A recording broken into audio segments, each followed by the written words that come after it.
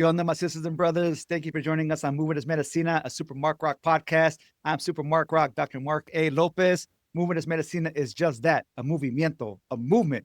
This is a space dedicated to motivating gente, the people, the community, to build healthy habits and rituals that transform lives.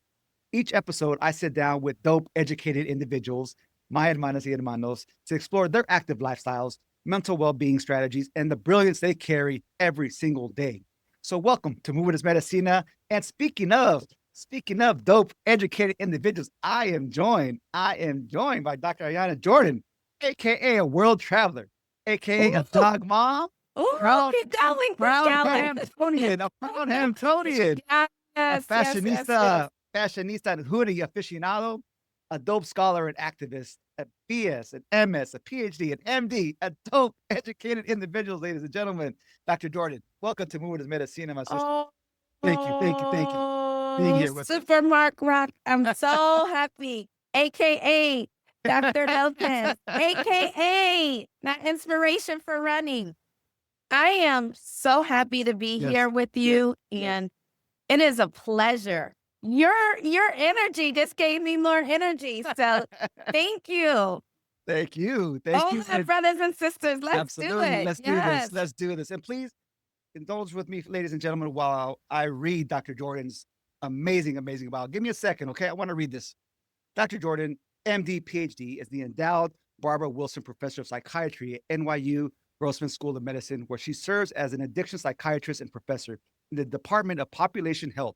She is also the PI, the principal investigator of the Jordan Wellness Collaborative, which advances equity, access to addiction treatment for historically excluded communities. Her research focuses on innovative models of care, including treatment in faith-based settings, telehealth delivery, harm reduction, and community-based organizations supported by over 21 million in funding. 21 million, ladies and gentlemen. We're going to keep going. Keep going, because we're going to keep going.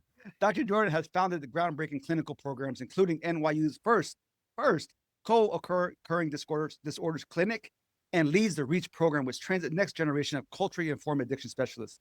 She has mentored dozens of emerging scholars with focus on increasing diversity in academia and reducing health disparities for Black and Latinx communities.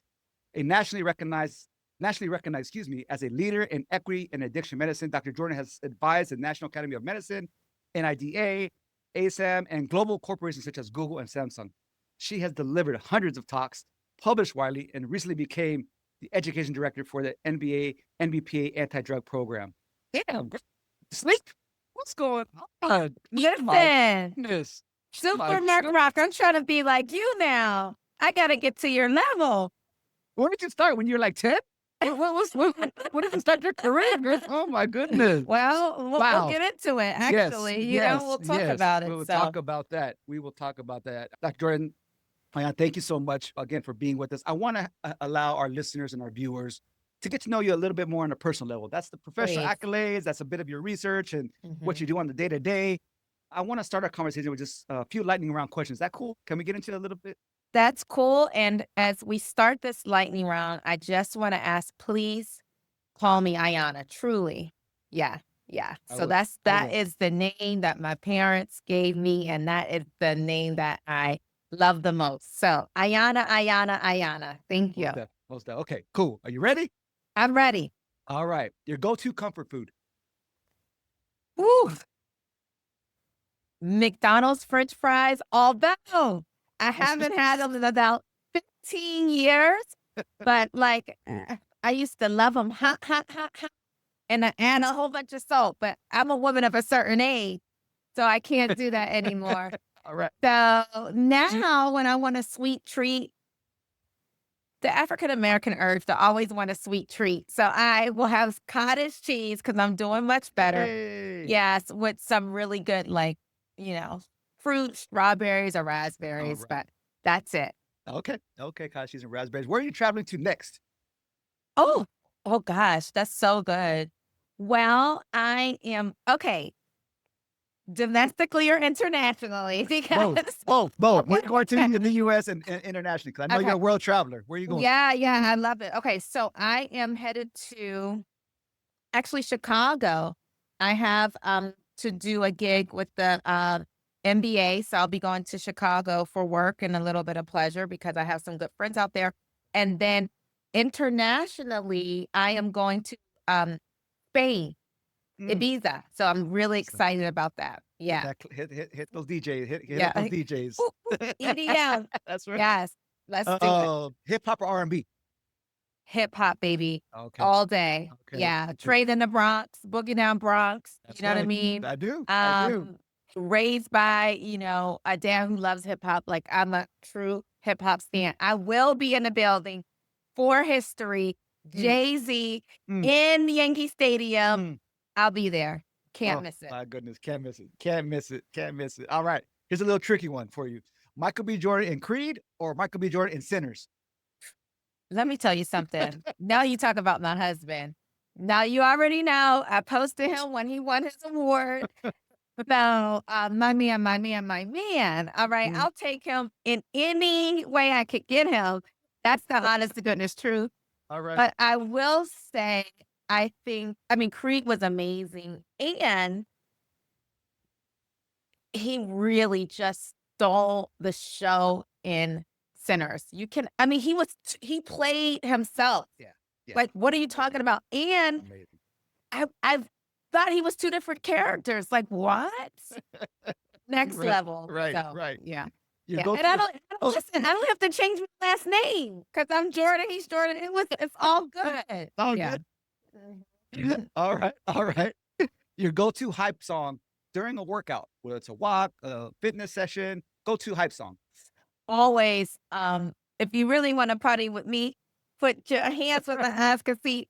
Listen, Busta. Busta Bus, he gets me hyped every single time. My poor doggy, she's probably like, okay, I'm so over this, but I love it. I love it. I love it. A song that makes you cry when you listen to it.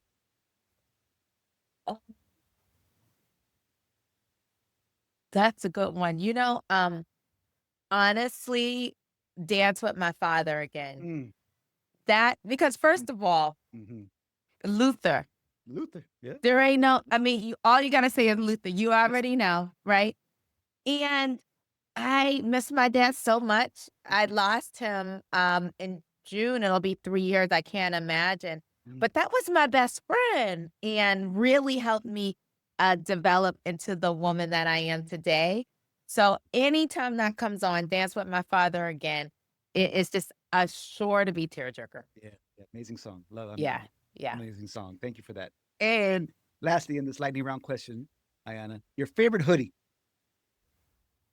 Awful. Now this is hard. Okay, we're going so fast. All right, I'm glad we're going to slow it down soon because you know I love a good hoodie, and I cannot wait to get my Movement S Medicina hoodie.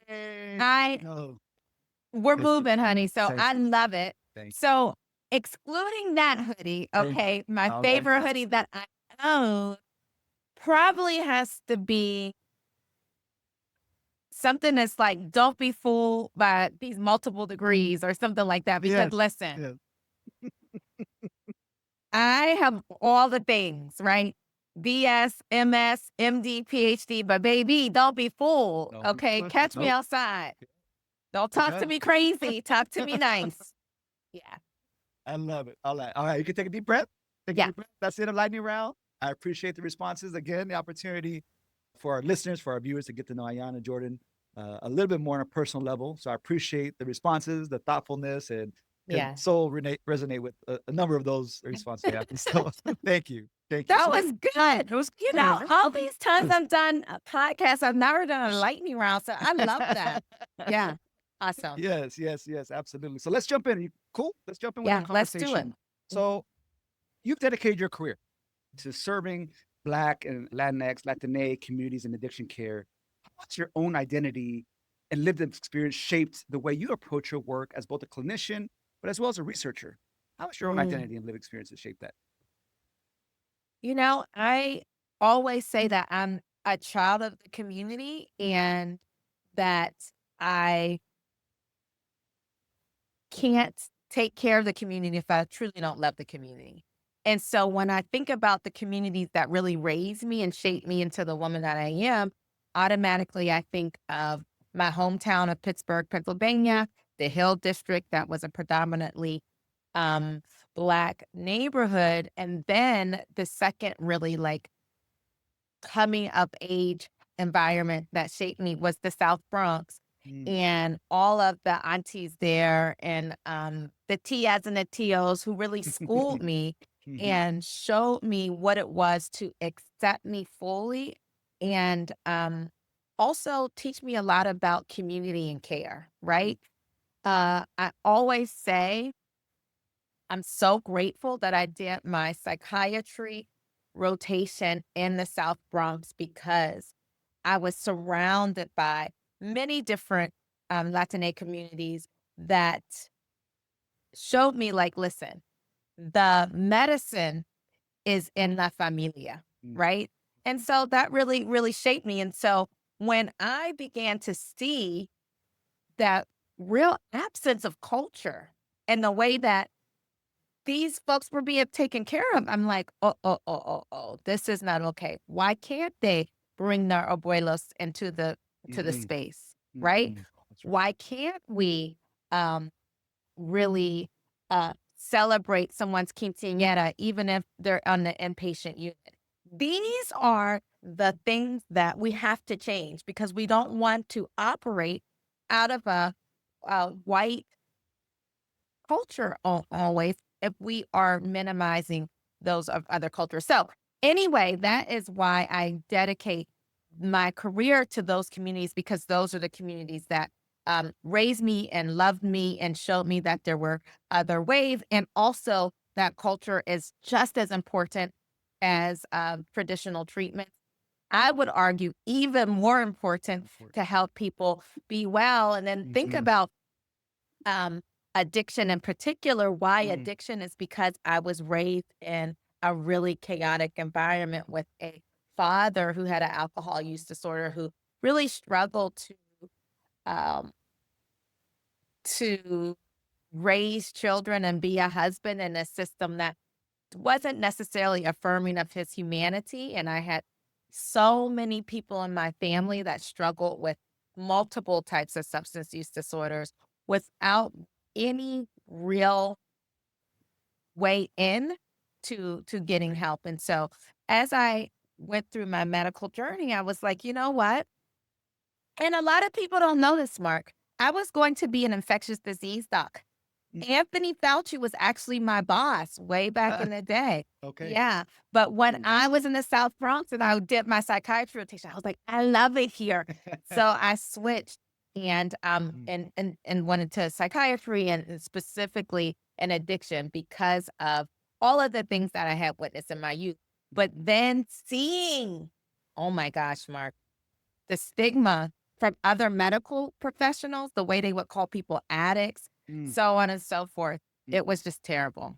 mm, No, I appreciate that because I mean you speak directly to the necessity of culture responsive care, of how there's Mhm. such a tremendous gap in our healthcare system of folks that just are treating patients without understanding community, culture, background, heritage, the importance of family, and how we need to tap into those communities to continue to heal not only from physical but also mental challenges that we continue to face, whether it's trauma, whether it is abuse, whether it is addiction. I mean, the necessity to really get into these spaces.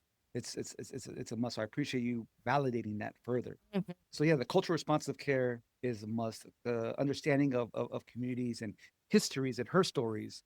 Yeah, as you Mhm. mentioned, what the significance and the just the riches of the South Bronx. I mean, coming from Pittsburgh, experiencing that firsthand, deep into the community. I mean, it's a beautiful, beautiful experience that you had. So if I may ask a follow-up question, your research explores that treatment in faith-based settings, Mhm. telehealth platforms, community-based organizations specifically. What led you to look beyond the traditional clinical walls, and what have you discovered about how place, quote unquote, place, affects healing? Yeah, I'm gonna, I want to be brief, but I also want to be very honest around how I got to really treatment outside of the traditional clinic. I was just, so happy to be in New York City and doing all the things and, really, had my natural hair. I was feeling myself. And I had a really, really tragic event Mm, where my husband at the time, now my ex, really broke my heart.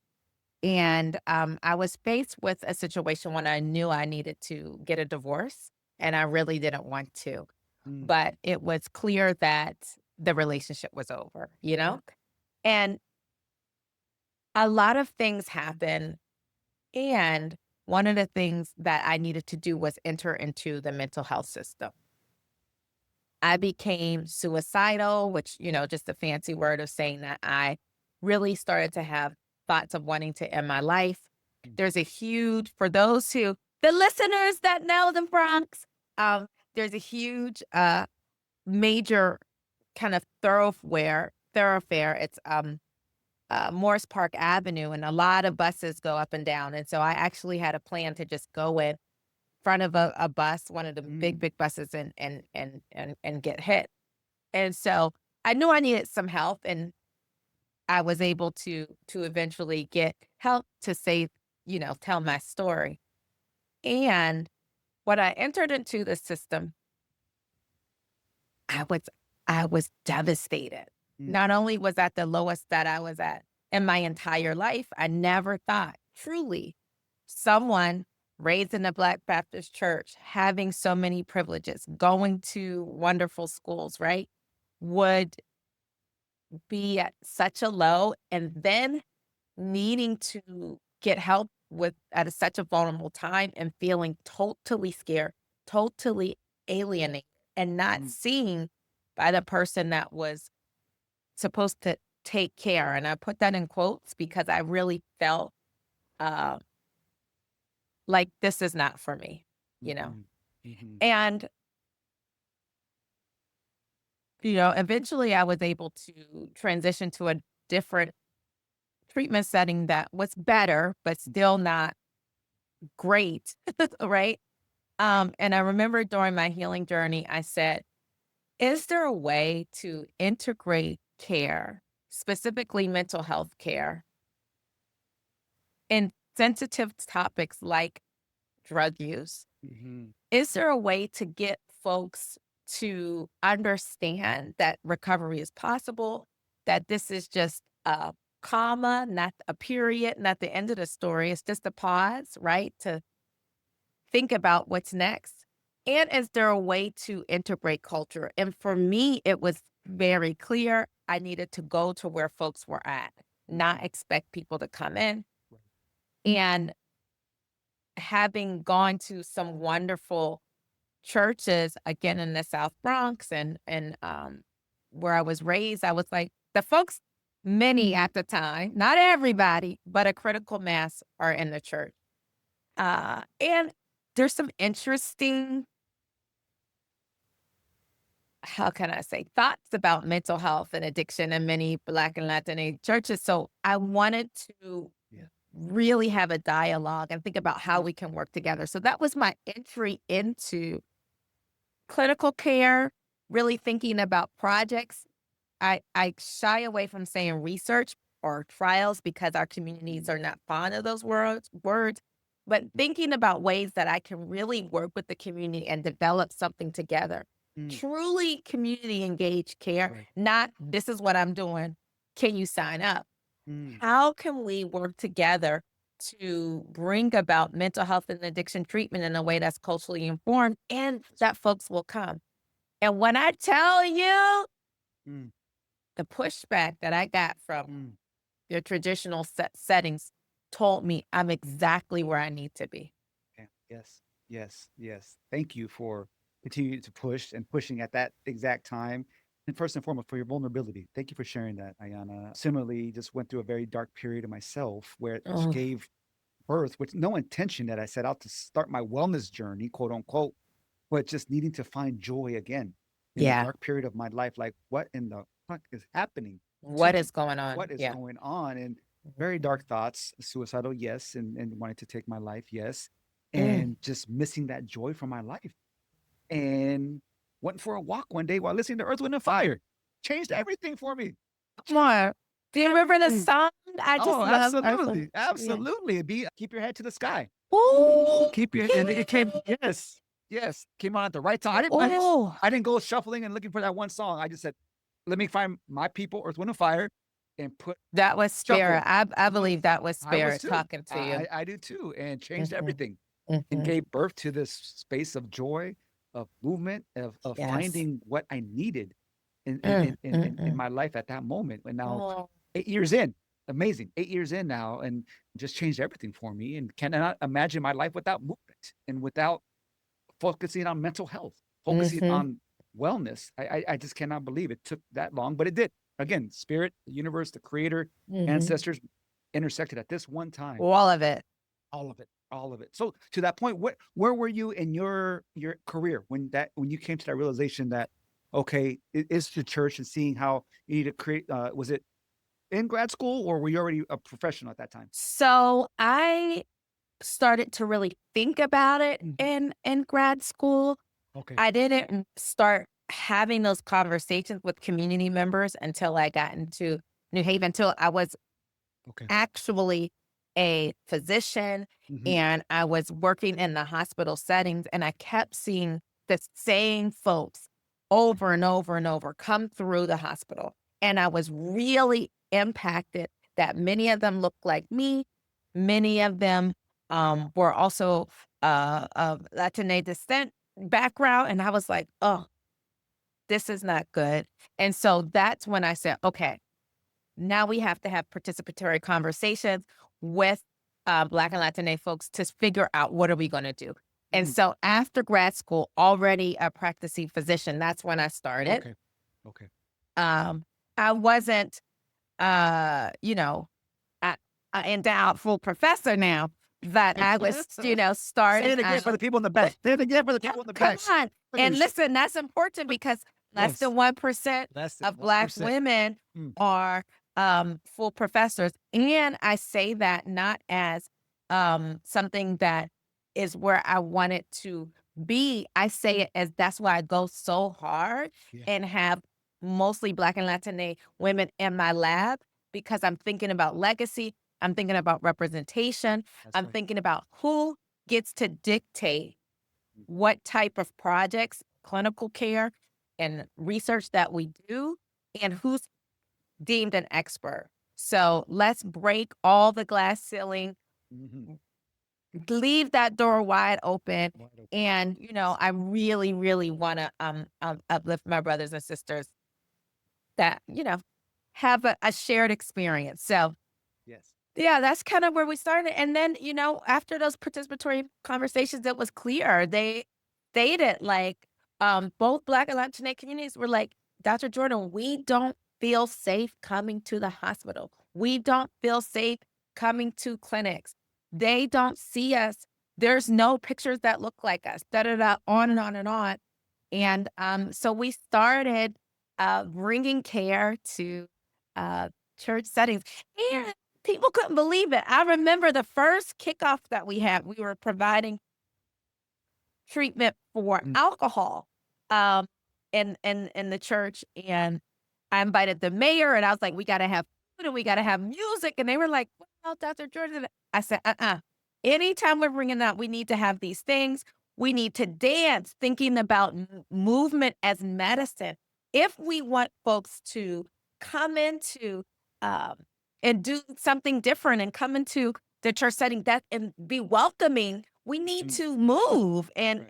and there has to be some shared buy-in. And a lot of times that's a good dance, right? And especially don't get me started with a good line dance. Oh my gosh. So the city came out Oh, wonderful. and we got so many participants that the National Institutes of Health couldn't believe it. Mm, mm. They were like, oh, Black and Latina folks don't do research. And I'm like, yeah, not that way. Right, right. Not that way. But when you're Mm. thinking about what did the community ask for, how do we center in a way that they feel seen, heard, valued, and can we provide treatment in settings where there's already some trust?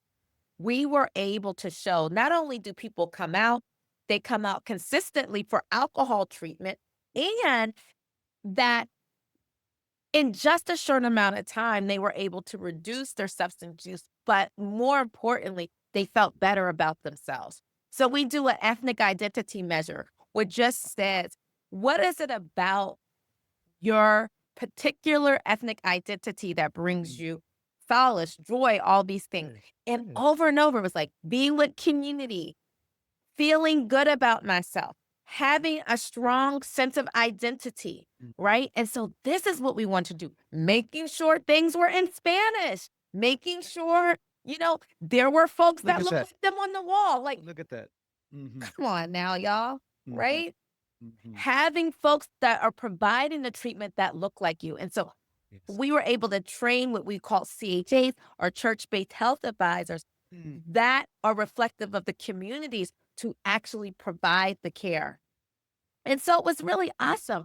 And then, okay, one more thing, and then I'll stop. Please. But I gotta keep going, then I'll stop. Please. Is, you know what, Mark, was really cool is we were able to not only provide the treatment in the church setting, having the church-based health advisors that are reflective of the community, but also allowing at the end of that project, when folks were able to come consistently to get treatment at the church, we were able to give them certificates and invite folks to see them, not as somebody that misuses alcohol, not as an addict. I will never use that word, but this is what society says. But as someone that has mastered a certain level of skills over time, right? Really based in cognitive behavioral therapy, feel better about themselves, are no longer using substances, and could invite others who they may have been estranged from because of their substance use to see them in such a wonderful light, and to do that in front of not only friends and family, not only in your chosen language, but also to invite members of the community to see you in a positive way. I mean, it was so life-changing. I don't want to get emotional, but I may lean into the feelings, because that really started on the path of, we don't have to ascribe to traditional ways. Innovation is in us. It's in our DNA. 100%. We know how to take care of ourselves. And sometimes we just need the resources to be able to combine that with a certain level of expertise, right? Because there's so many different types of expertise, so that we can take care of ourselves. And so that changed my life. It changed my life. And that was in 2000. Okay, let's not talk about it. It was a long time ago. It was the early 2000s. In the Okay, 2000s. in the 2000s. We'll just leave that. And so, As a youth saying, it wasn't in the 1900s, right? It was in the 2000s. Listen, as a youth saying. At the youth say, my nephew said, Auntie, not in the 1900s. I said, okay, we're done here. But yes, yeah. No, I love it at 100%. That, again, that community aspect, the representation piece, the going to where they are and saying that we are here for you, getting the city involved. Say, we need this support. We need this level of support. So thank you again, once again, Ayana, for that advocacy piece. And I want to go to the movement piece as the theme of this podcast, Movement as Medicina. How do you see physical movement, lifestyle, holistic wellness, specifically intersecting with addiction recovery, particularly for our communities that have been historically underserved by conventional medicine? How do you see those intersections? It is, I see it as fundamental, you know? So yeah, there's the element of intersectionality, but I would say that that's where we need to start, because a lot of times we have to think about what are the ways in which our communities have always taken care of ourselves, even in the absence of, some of the treatments that are now available, but really thinking about connection with spirit, connection with one another, connection with self, but also movement, right? So if you look at a lot of Black and Latinx communities and indigenous communities, communities of color, one of the things that you will see as a common thread is movement, whether it be through, what is it? Capoeira? I forget what it's called. Capoeira, Yeah, right. Or whether it be through thinking about jitting in Detroit, or really understand line dancing, right? There's always an element of salsa, merengue, always an element of music, movement, right? And so that's crucial. And when we're thinking about how do we take care of ourselves, now moving into what does the data show, right? I'm a Mhm. physician scientist, so I always think, what does the data show? We have to move. We have to move at every stage. It's better in terms of longevity, Right. looking at communities and places where there are more green spaces to actually encourage movement, whether it is doing Tai Chi in the park, walking, run. All these things extend our lives Yeah. if you do nothing else, right? So that's foundational. And so when I'm thinking about interventions, as we're Mm. building those interventions, one of the things I say is, how do we integrate movement into the work that we do, right? Okay. Even in my trainings and things that I do with burgeoning addiction leaders, I'll say, okay, let's pause. Literally, I just did this when I was in San Diego for the American Society of Addiction Medicine. We had our training for addiction leaders. Let's get up, let's move our bodies, Mhm. right? So we have to understand that decreases cortisol, right? That Yes. increases serotonin, that Mm. increases dopamine naturally. Naturally. That's So right. how do we integrate that into, and how do we remind ourselves that our culture already reveres that, which is why it's so important. And then how do we think about that as not only a wellness tool, but as medicine itself? Mhm. It's not, you can't have one or the other. It goes hand in hand. And so uh, sometimes my patients will come to me.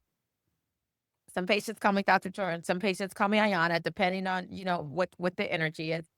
And I'll just say, the only thing I need you to do for me is I need you to move. I need you to move your body. How are you going to do that? That is the prescription. Mhm.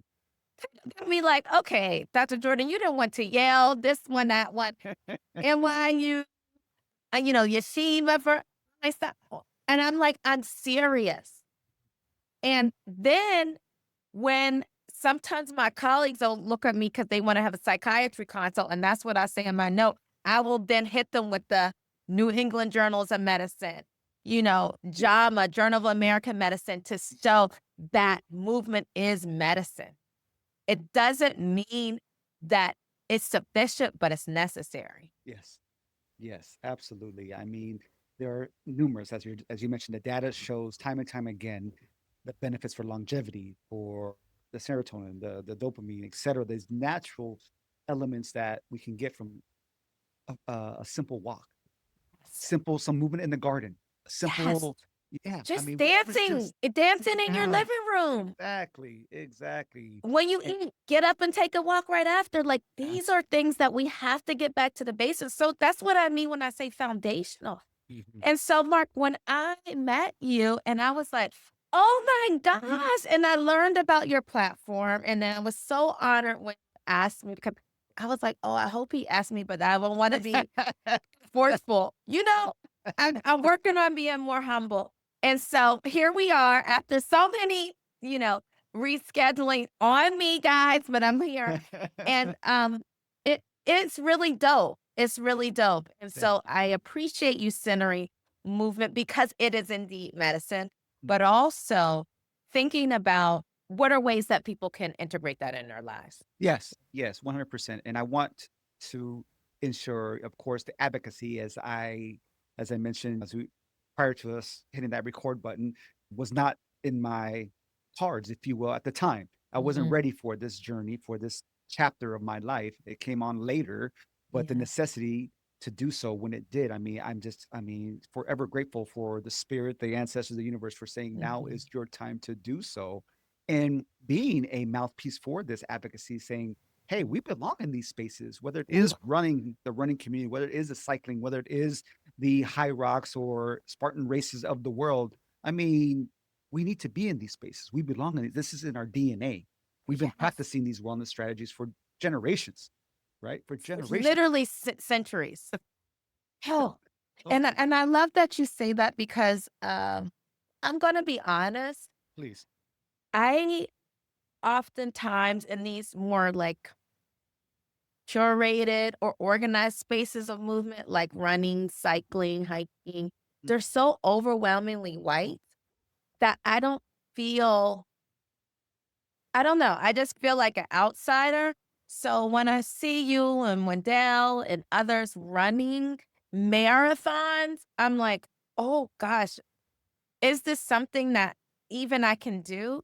And I'm not sure, but what I tell you that motivated me is I can start with just the 5K. I can start small, but also to your point is like, I'm deserving of this Mm. and I can be in these spaces. And so one of the things, and this is the honest to goodness truth from when you were at the New York City Marathon, and I was like, wow. I mean, I got so emotional, right? Is that I'm gonna do the Harlem Walk Run Club, because it is a space predominantly for folks of color, predominantly Black. And I'm like, okay, this is a more accessible way for me to start. But I love that you said that. We belong in all the spaces. And can we reclaim our Yes. spaces Yes. and not to be uncomfortable? So I appreciate the advocacy. And to your point, representation is powerful Yes. because I would go to these marathons. I live in New York. I'm like, I don't see nobody. Mm-hmm. And then if I see a few folks who look like me, they don't know me. So having friends, having colleagues that are actually doing this is huge. Huge. Thank you for that. And I want to give you your flowers because mile 22, Woo! mile seeing y'all at mile 22. Yes. Oh my goodness, y'all We was got the so pictures to high. prove We it, got the y'all. pictures to prove it. Yes. Oh my goodness, I needed that at mile 22. But yes, that is equally important. The community, again, the communal aspect of cheering, that energy is necessary, and we belong in these spaces. And it's just I want to continue to elevate us in these spaces because again, this is a practice that we have. Yeah. I mean, for generations, want to continue to do so. If I may, I want to give you an opportunity, Ayana. I know I mentioned in your bio, if I may transition a bit, you run the REACH program. Can you speak to that? What can you speak to our listeners? Yeah. That is, please. What is the REACH? Before I get into that next Yeah. question about it. Yeah, no, I love that because it really dovetails into what we were just talking about is we belong in these spaces, right? And representation.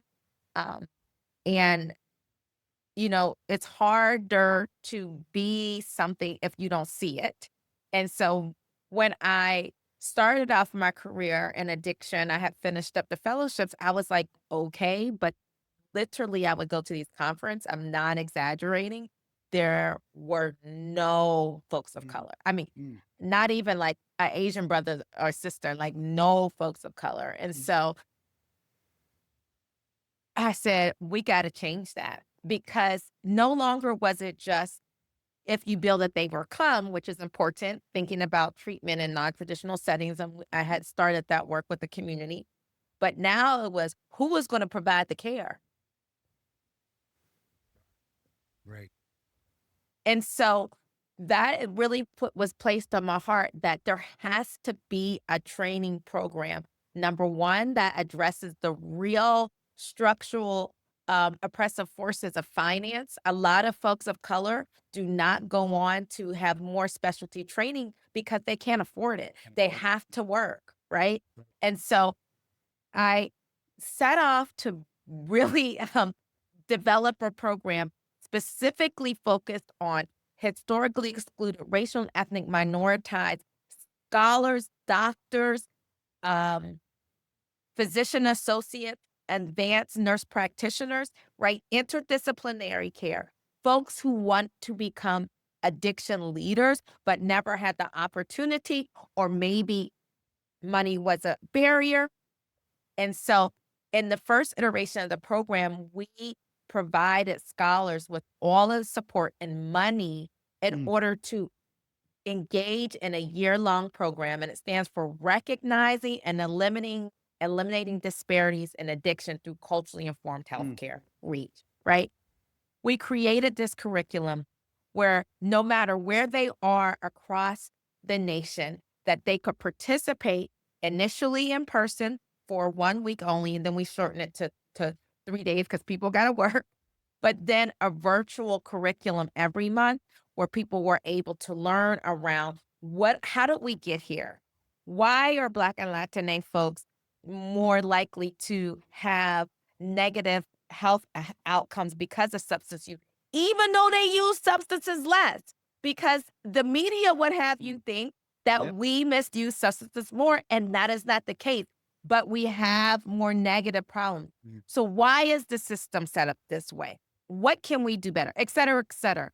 How do you take care of yourself? How do you integrate movement into medicine, right? All of these topics that they'll never learn in professional school, graduate school, whatever, we were doing in Reach. And it was just a success. Now I will say we are in year 7. And I love it. Yes, yes, Yes. yes. And when you go into an addiction conference, which is why I go to the American Society of Medicine, which is why I go to the American Academy of Addiction Psychiatrists, MRSA, all these things. I'm not kidding. If you see a person of color, they are probably a Reach scholar, right? And if they're not a Reach scholar, they know about Reach, and I'm saying, why didn't you apply? And if they're not a scholar, if they haven't applied yet, they're either a mentor or advisory board member. We are building a movement, pun intended, right? Yes, yes. And it's so awesome. It's so good for the spirit. One of the things that we start off is we give all respect to the elder. We ask people, who have you brought into this space with you? Mm-hmm. Who is your best mentor? I can't tell you how many of the participants talk about, grandmothers and aunties, tios, and just all of it.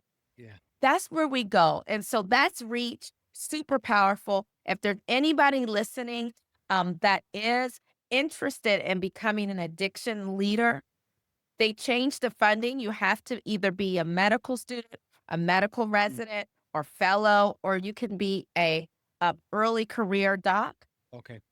Please apply, programreach.org. We have money. Right. And we have a really awesome, innovative curriculum, and I'm really proud of the work that we're doing. Oh, beautiful. And that's programreach.org.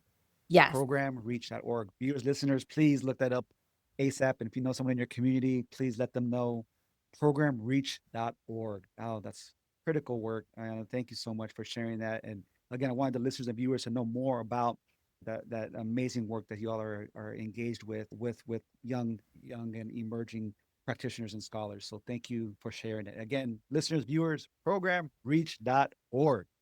Thank you. Thank you for that. So as I know we're coming up on time here, and I want to ask you, for those that are watching, listening, who may be quietly struggling with addiction, or who loves someone who is and who has felt unseen or felt failed by the healthcare system, what would you want them to know?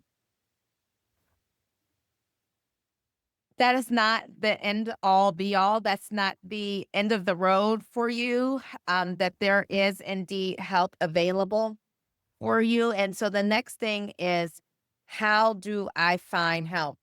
There's many different directories. One of the directories that I think is really good that you can find all types of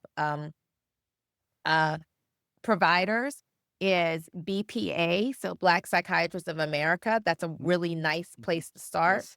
Yes. They have many different providers, and then you can ask, hey, I'm looking for this type of person who specializes in addiction. So that's really, really nice. Another resource that's really good is SAMHSA. I will say still has, that's the Substance Abuse and Mental Health Services Administration, SAMHSA.org. They have a lovely resource where you can go by your state and put in addiction treatment, or go from what type of care you're looking for. I will say that I encourage people to ask for a provider or physician that looks like them. You can absolutely ask. Another wonderful resource that has many providers of color, therapists, all the way up to doctors, is Alma, Alma, ALMA. I don't get paid, but that's how I found my treater through Alma, right? I see every Tuesday at 8. Shout out to Dr. Duncan. And so there are resources, right?